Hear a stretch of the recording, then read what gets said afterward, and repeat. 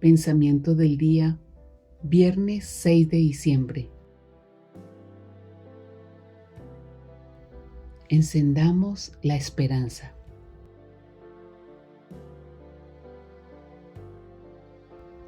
La esperanza es una gran virtud, porque a veces no nos sentimos plenamente contentos.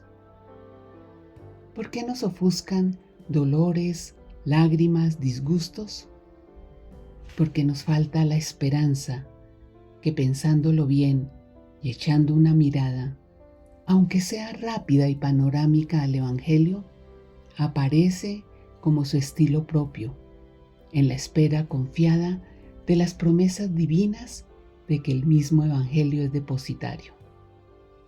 Para renovar nuestra vida cristiana, para darle la límpida sonrisa de los niños evangélicos, necesitamos ahora de esta virtud vivida con perseverancia, el Dios de la esperanza.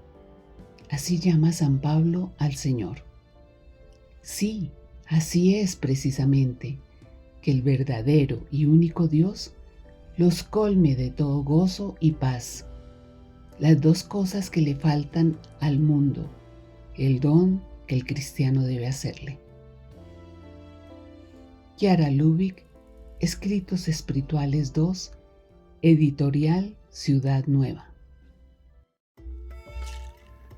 Palabra de vida. Diciembre de 2024. Nada es imposible para Dios.